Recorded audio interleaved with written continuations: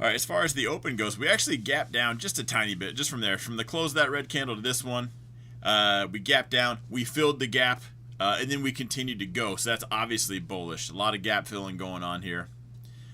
Just kidding. We actually dropped down, got into that zone, type 1, type 2, full send, right back up. Last week I told you guys it was right here. And I said, hey, if we get into that yellow zone, I'm going to go long over the weekend. We did get into that yellow zone. We actually dropped all the way down to this blue zone. We had that, whichever the letters data came out. It was a job report. Job report came out. Sent it all the way down. Got a little bit better of a dip buy. But, again, I am long right now. So, full send. Hopefully it does send and just keep going. I don't...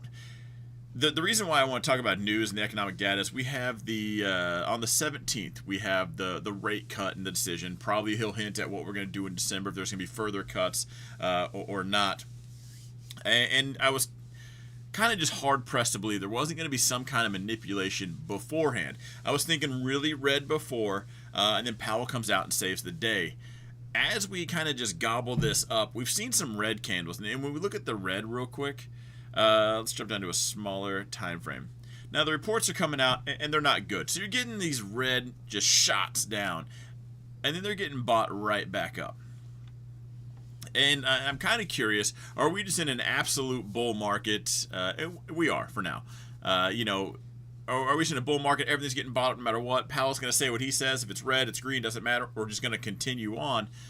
Or are these, let's say JP Morgan knows what's going to happen on the 17th, knows this is not going to be a good scenario. So they're kind of unwinding. They're selling positions. You sell a block here, sell a chunk there, causing these red candles. Retail, the smaller institutions, the other participants, they don't have the memo yet.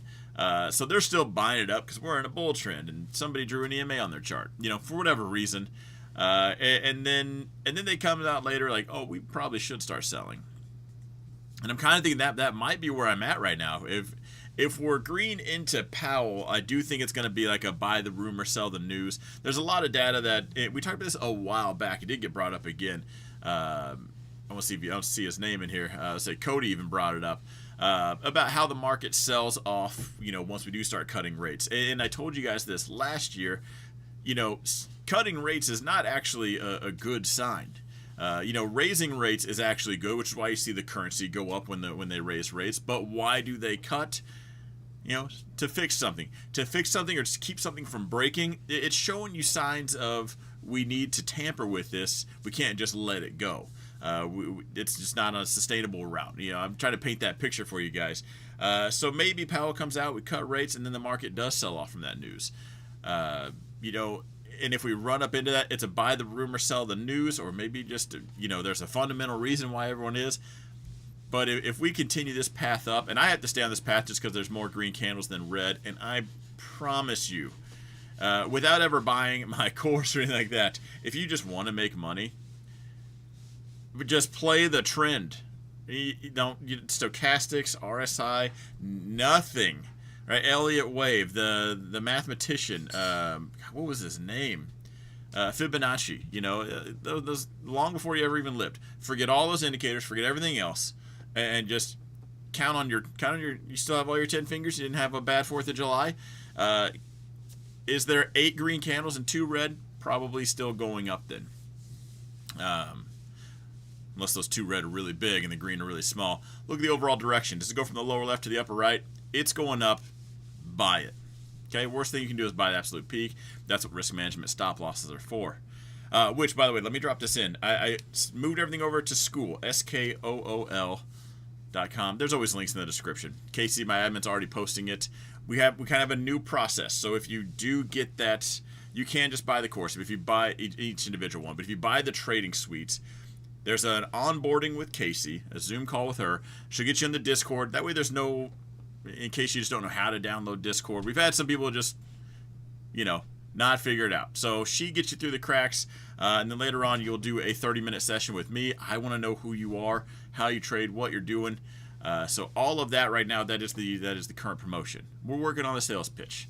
It's going to sound smooth. There's going to be expiring coupon codes every 30 minutes. In fact, it's probably going to expire in 30 minutes if you don't buy right this second.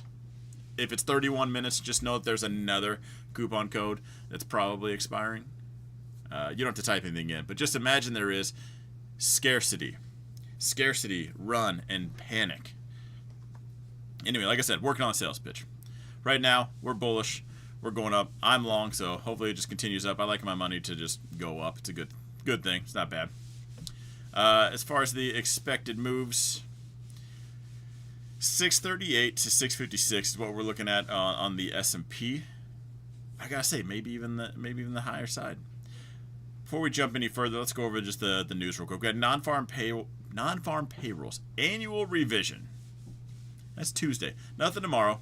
Tuesday, we got PPI, mom, your mother's PPI for August. That's on Wednesday. Thursday, look at this on Thursday. Everything's red.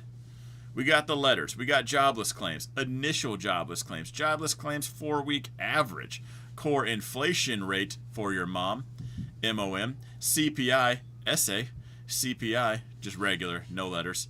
Well, letters, capital and lowercase. This is just capital letters. Huge difference. Inflation rate for your mom. Inflation rate for yo, year over year. Core inflation rate, year over year. Good news is, instead of confusing you guys with everything, it all comes out at the same time. So one could be bullish, one could be bearish. It's going to be pandemonium. On Thursday, if you have a stop loss, and I'd say anywhere in this stratosphere, probably going to get tagged. So if you want to know anything about risk management or anything like that, when you see something like this happen, you either remove your stop and I'll see you on the other side, or close your position. Those are your two options, okay? Because if you have a stop in there, that volatility and just order books going nuts, somebody buying it up, somebody selling the whole thing, just liquidity reasons could probably knock you out of a position. And you're going to, by the time you get the alert, you're going to check your chart. It's going to be a wick by the time you already see it, and you're going to wish the only thing you did was lock in a loss while everyone who held is up. Or vice versa, you stay in there thinking that's going to happen, and it just sells off. And there's no wick action. So if you're not ready for both, you're not ready to play Wild Wild West, you close your position because you can always get back in. And people have a real problem with the getting back in part. You know, they close their position. You know, let's just bring up the S&P. All right, so here comes Thursday. You're like, whatever, I'm going to close my position in SPY at 645.96. 7:30. It's an hour before market open. It happens. Thursday, pre-market. Holy crap. Wicks to both sides, but now it's 649. Now it's 654. Or let's say it's a really green. It's 656. Now you sold at 45. That's done. It's gone. That number is for your CPA. That's it. Now your choice is, okay, it's at 656. Things are looking green. Goes from the lower left to the upper right. I probably still want to buy this thing. There's no reason to short it. Should I get back in? Answer is yes. Not should I wait because I sold at 646, so I gotta buy it there. You know, no, that's not how that works, and you'll miss a lot of trades because of that.